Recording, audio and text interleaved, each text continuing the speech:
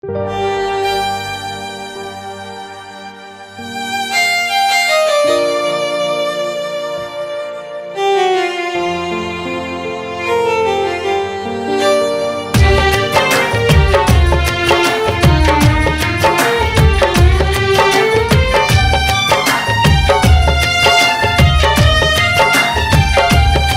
से दूर नहीं जाता दिल के नाता, कुछ ना आठों पहरिया अब सुझाता।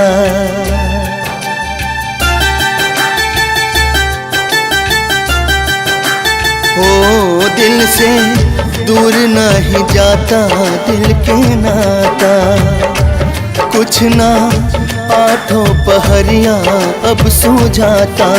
प्रीतिया काहे के बनौला है विधाता, प्रीतिया काहे के बनौला है विधाता।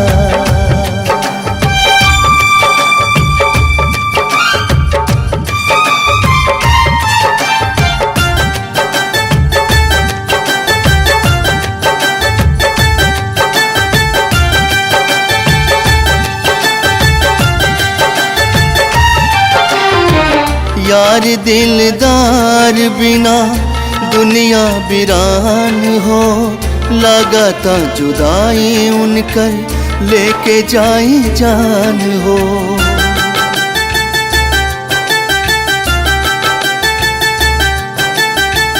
केतनो मनाई दिल के दिल नाही मानेला, धड़कन या सांस उनके आपन का जानेला। धड़कन या सांस उनके आपन का माने, देहिया बिना रे परान के बुझाता।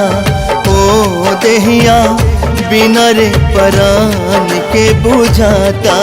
प्रीतिया काहे के बनौला है विधाता, प्रीतिया काहे के बनौला है विधाता।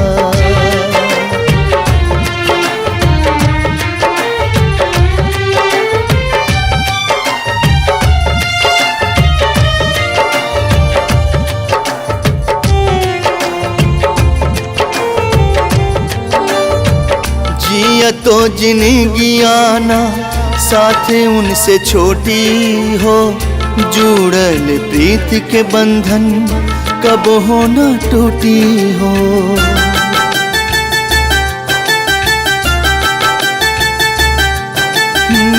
रीतिया प्रीतिया के दिल से निभाइब हो, जान हम तहरा खातिर रब से लड़ जाइब हो। जान हम तहरा खातिर रब से लड़ जाइब हो।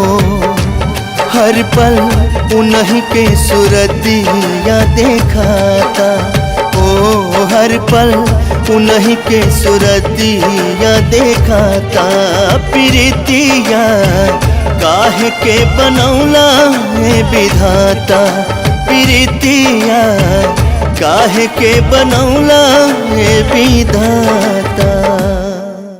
प्रीतिया काहे के बनौला है विधाता, प्रीतिया काहे के बनौला है विधाता।